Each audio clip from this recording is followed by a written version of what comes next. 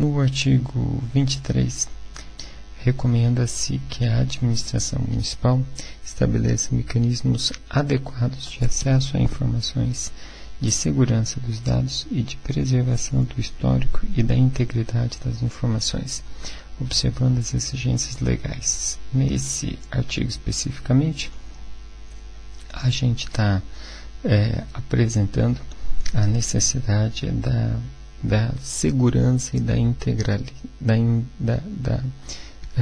do dado se manter íntegro, né? Disponibilizando acesso aos vários usuários desse sistema cadastral como um todo. É extremamente importante criar o critério de segurança, fazer os backups, ter exatamente um sistema de controle em que alguns usuários terão o poder somente de visualização desse banco de dados, outros terão o poder de visualizar e de mudar e atualizar. A hierarquia caracterizando chave de segurança é fundamental para o meu sistema cadastral sobreviver. O artigo 24, o CTM, então, integrado ao registro de imóveis que gera o SICART, é um instrumento importante para a regularização fundiária. Por quê? Perceba que o nome Cadastro Territorial Multifinalitário, ele não faz menção a priori entre o cadastro urbano ou o cadastro rural. O termo diz Cadastro Territorial Multifinalitário, porque entende-se que o território é composto do rural e do urbano, e os dois definem o município, e a gente está trabalhando com a condição de gestão e de estruturação do município. A gente tem que a administração territorial, ela envolve processos de determinação, registro e disseminação de informações sobre direitos, valor e uso do solo. A informação territorial, e aí produzida, deve permitir o estabelecimento de políticas territoriais com objetivos diversos, e o cadastro não está diferente de fora desse contexto. Ele garante a segurança do diretor de propriedade e do crédito, a regulação do mercado imobiliário, o desenvolvimento e manutenção do planejamento urbano e rural, a tributação imobiliária e o gerenciamento ambiental, dentre tantos outros. A informação cadastral é base para uma série de ações, tais como essas relacionadas. O cadastro ainda integra esse conjunto, esse grupo de dados que são importantes para o município, né? Gestão de riscos, eu saber exatamente aonde eu tenho risco e qual tipo de risco pode acontecer em cada parte desse município. Risco à inundação, risco a escorregamento, esse mapeamento, essa identificação e atrelar isso às possíveis parcelas territoriais é fundamental para a gente saber o grau de risco que está sendo estabelecido, que está sendo determinado. Os equipamentos urbanos, todos eles bem levantados, dimensionados, quantificados. Nós sabemos que grande parte das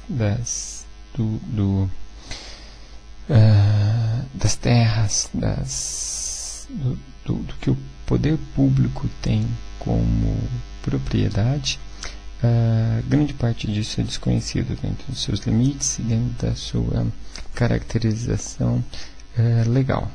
E isso o cadastro consegue quantificar e determinar com eficiência.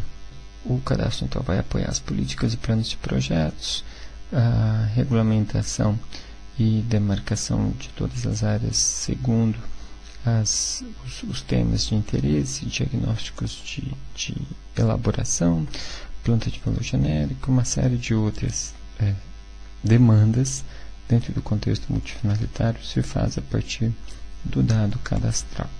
Nós temos que o artigo 25, o cadastro contribui na área de expansão urbana do município para o planejamento e o reordenamento da distribuição fundiária rural em uma nova função urbana. Bom, uma vez que se aplica a condição do cadastro, passa a visualizar com uma maior facilidade o território, né? Hoje nós temos uma discussão muito grande entre as terminologias. A geografia estuda bastante isso, entre a área urbana e a área rural. Se eu tenho uma área de transição, como representar essa área de transição? Eu tenho o que eles chamam da franja urbana, que é o limite entre o urbano e o rural. Enfim, são discussões teóricas de conceitos, mas que pouco são efetivas dentro do dia a dia e dentro da área de planejamento. O cadastro vai dimensionar tudo isso, jogar dentro de um contexto real e aplicar as regras e exigências para cada setor em que se insere essas parcelas, em que dá o uso estabelecido. No artigo 26, recomenda-se que os municípios exijam as demarcações dos vértices dos imóveis nos novos parcelamentos, já referenciados ao Sistema Geodésico Brasileiro, e que ainda promovam a gradativa demarcação dos imóveis que ainda não possuem algum tipo de demarcação física. Então, os vértices dos imóveis e aqueles pontos de controle da minha rede de referência cadastral municipal, a densificação dele e a determinação, a implantação de marcos de modo que seja a base de referência para ser executadas medidas das novas parcelas territoriais, elas são importantes, e que essa rede cresça e que toda ela esteja bem amarrada a um sistema único. Logo, o artigo 26 faz menção a isso, da necessidade de implantação e da ampliação desses marcos, e que eles estejam amarrados ao Sistema Geodésico Brasileiro, a rede de referência cadastral municipal. Eu mostro então o primeiro marco, onde está o triângulo envolvido por um círculo em que tem as escritas credenciado e protegido por lei. A partir daquele marco, a gente então implanta ele um novo loteamento, uma nova área de interesse, faz toda a medição desse território, faz o planejamento desses lotes, faz o esquadrinhamento, a implantação dos lotes, executa o loteamento, as pessoas constroem as suas casas, e a partir disso a gente tem a numeração inequívoca que está apresentada na figura ampliada. A sequência basicamente passa por essa situação. A gente tem o cadastro como instrumento de políticas territoriais. E aí vale a pena a gente reforçar algumas situações. A localização de todos os imóveis no município é efetivamente executada. O uso atual do solo dentro de cada imóvel é identificado. A delimitação de cada unidade imobiliária é levantada. A estrutura fundiária e o zoneamento é estabelecido muito precisamente. A regularização fundiária é passível a partir desses dados cadastrais. A base para a implantação de novas infraestruturas nessa área de interesse fica mais fácil, porque eu tenho uma organização espacial definida através de plantas de documentação gráfica, de documentação pelo mapeamento cadastral, subsídios para melhorar a viabilização de projetos de engenharia segundo as prioridades de mercado dos investimentos públicos e avaliação de imóveis para desapropriação visando obras públicas. Tudo isso compõe os meus dados cadastrais. Eu apresento somente algumas figuras que eu acho extremamente interessante, em que são objetos do cadastro e que faz parte dessa integração entre todos os meus usuários de interesse. Na primeira, eu tenho um profissional da área de medição, medindo e tendo a certeza dos pontos de interesse dessa medida, juntamente com uma pessoa segurando uma regra, que é o o documento, o registro, né, que vai ser caracterizado isso na forma de documento legal, e aí então a necessidade da medição e da integração entre o cadastro medido, a documentação cadastral e a documentação legal.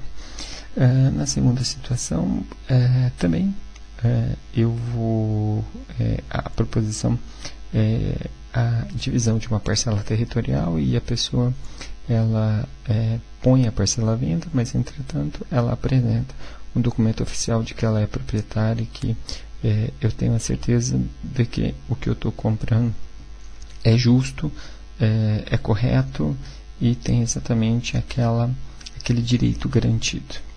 Existe então uma discussão entre duas pessoas, e aí o juiz precisa tomar a decisão, e atrás dele existe um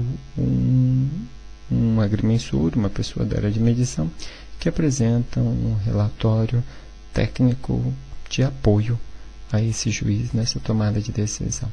Quando se tem todo o cadastro bem executado e a divisa dos limites bem estabelecidas, esse tipo de ocorrência minimiza grandemente. Bom, a outra figura é exatamente a figura que eu mais gosto, porque basicamente a gente está estabelecido através de números, né? E as parcelas são números, nós estamos registrados através de números de matrículas, cadastrados pelas nossas identidades, pelos nossos, a todo momento, referente aos SIC, referente aos identificadores numéricos que estão atrelados a bancos de dados. Então, de forma não diferente, as parcelas também, e aí a gente traçou uma série de linhas e pôs os números associando aos proprietários. Nós temos os principais benefícios do cadastro, e aí, segundo o professor Williamson e o Hansen, e em um primeiro momento para os indivíduos. Pois bem, o que é que o cadastro traz de benefício para os indivíduos? De fato, ele aumenta a segurança jurídica e geométrica das propriedades imobiliárias para os pretendentes legítimos ou terceiros. Esse assunto resultará em um maior interesse de investimento financeiro na terra ou na propriedade, como aquela figura atrás apresentada. Ainda tem-se que os recursos financeiros necessários para estes investimentos passam novamente a estabelecer um aumento da segurança jurídica, seja para pedir um empréstimo mais fácil ou um crédito mais barato em longo prazo na condição de hipoteca. A gente tem a garantia jurídica sobre essa propriedade. Os procedimentos referentes à terra ficam mais fáceis, baratos, rápidos e seguros. Por causa disso, melhora o acesso à terra. No entanto, as transferências de terras não registradas são frequentemente caras, de procedimentos inseguros e levam muito tempo para serem concretizadas. E ainda tem-se que o aumento na segurança jurídica e geométrica da propriedade resultará na redução de disputas de limites e litígios, portanto reduz os custos financeiros para o governo e para o indivíduo. Lembrem naquela figurinha lá atrás, em que eu tinha o juiz para tomar a decisão e duas pessoas brigando sobre determinada disputa. Nessa figura do slide tem-se então o cuidado, mais uma vez, entre o medidor, né, o mensurador e a lei que integraliza, os dois estão em completa harmonia, e lá em cima das nuvens eu tenho um desenho simbólico do Napoleão Bonaparte que está visualizando exatamente a execução dessas atividades. Bom, com relação aos benefícios do cadastro para o governo e para a sociedade, o sistema cadastral permite ao governo estabelecer um eficiente sistema equitativo de arrecadação, o imposto sobre a propriedade imobiliária. Este imposto, baseado em um valor real, precisa de informações sobre as dimensões geométricas, localização geográfica, uso da terra e proprietário. Ainda, para atividades voltadas ao desenvolvimento da terra, no caso da reforma agrária ou reordenamento territorial, os dados do cadastro do registro imobiliário constituem um mecanismo necessário para a situação desejada, né?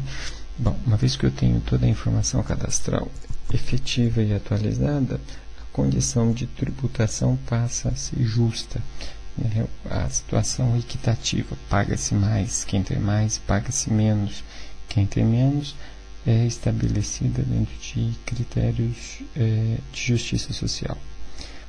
Nós temos que o cadastro, o registro imobiliário, ou seja, o SICAD, podem fornecer a base para várias atividades. Por exemplo, estatísticas da população e dos imóveis, distribuição de serviços públicos, localização das áreas de risco para a população e tantas outras mais. Os dados básicos da planta cadastral também podem servir de base para outras plantas, possibilitando com isso economia de tempo e custos, algo que a gente já propôs antes na condição do CIT. E a maior parte dessas vantagens trazem custos para o governo em longo prazo. Todavia, o mais interessante seria recuperar os custos de manutenção do sistema cadastral através da cobrança de taxas de serviços prestados. Isso é uma discussão que ainda tem que avançar e tem que chegar em um denominador comum entre os vários usuários desse sistema cadastral. Nós temos que o cadastro territorial já referenciado, com base em medições geodésicas, integrado ao cadastro socioeconômico e ao registro de imóveis, nos dá alguns aportes. Entre eles, fornece informações confiáveis sobre localização, tamanho e uso da propriedade, possibilitando o uso multifinalitário de maneira mais adequada. Permite identificar riquezas e problemas de um território, dando sustentação para o ordenamento, planejamento e reordenamento territorial. Eu faço um resgate da página do CIEG, que é o Sistema Estadual de Estatística e de Informações Geográficas de Goiás, em que eles disponibilizam na internet, através dessa página, uma série de informações cadastrais. Claro que informações de mapeamento. Claro que esses mapeamentos ainda não chegam na condição da informação cadastral.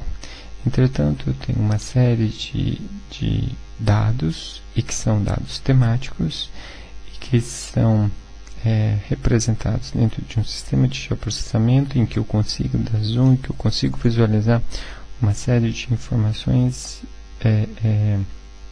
de interesse a vários usuários, a vários planejadores, enfim. Eu estou divulgando e estou começando a trabalhar a condição do multifinalitário ali. Ele está deixando disponível essas informações a qualquer usuário da internet.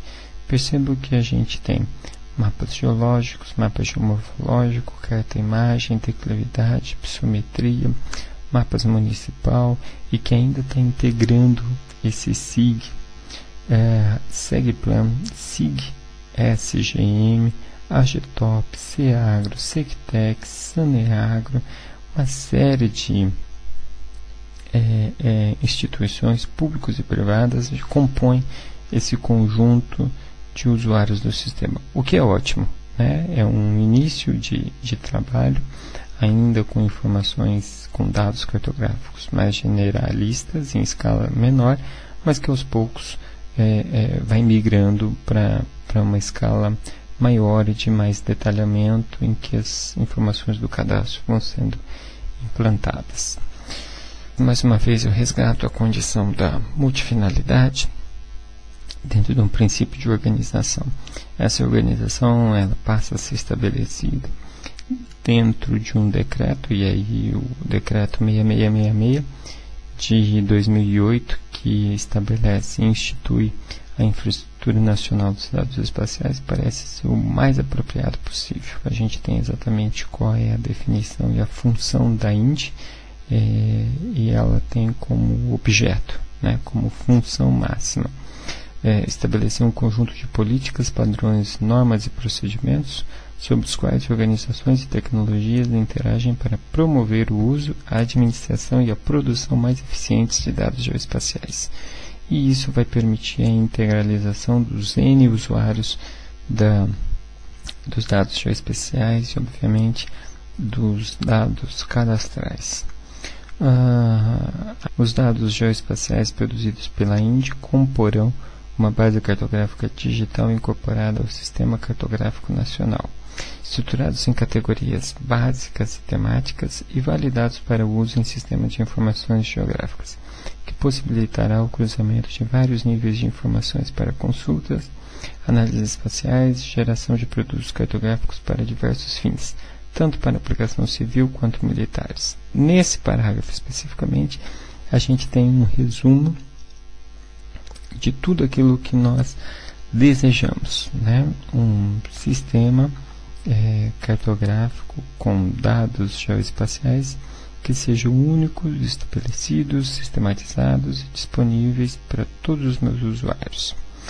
Ainda continua dentro dos seus objetivos, ela vai possibilitar a racionalização das ações do Estado e os usos de recursos públicos, vai reforçar novas configurações na administração pública e fomentar a modernização, integrando distintos organismos e desenvolvendo a cooperação entre os setores públicos, privado e acadêmico, vai criar um ambiente confiável que permite o acesso de intercâmbio de dados geoespaciais a usuários e produtores públicos e privados, e a sua implementação vai alavancar a competitividade sistêmica que se contrapõe ao espírito departamentalista reinante, estabelecendo uma maior divisão de trabalho, com impactos positivos sobre a constituição de redes de inovação.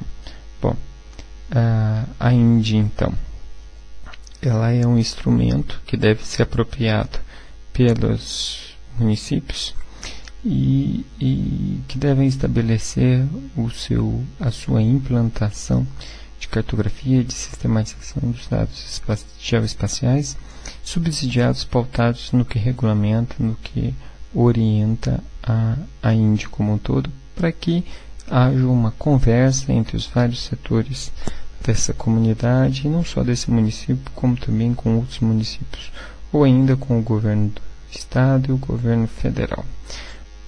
A estrutura da INDE como um todo e a organização com que a CONCAR o cuidado com que a CONCAR está tendo na definição dessa estrutura de dados nos seus mais diferentes tipos de dados estabelecidos. A gente tem as responsabilidades estabelecidas para a elaboração da INDE como um todo, e que aí a definição dela, né? Nos círculos representados em cinza é de única e exclusivamente responsabilidade da CONCAR, e nas figuras geométricas em verde existe compartilhamento da responsabilidade entre a CONCAR e a Diretoria do Serviço Geográfico, que é o Exército, no estabelecimento e na definição exata dos padrões. Mais uma vez, a demanda do SICART, e que é o cadastro mais o registro de imóveis. Esse SICART, junto com os temas mais diversos de cada um dos municípios, gera para mim o CIT. Então, o Sistema de Informação Territorial deve considerar o mundo real, a aquisição dos dados, a manipulação dos dados, as análises e simulação desses cenários, as gerências de produtos e processos e a tomada de decisão. Eu não posso me afastar da realidade. O Sistema de Informação Territorial tem que estar muito presente ao perfil daquele município e refletir aquela realidade, mas estabelecido em padrões, em regras, as quais permite um canal de comunicação com outros municípios, com outros órgãos de governo.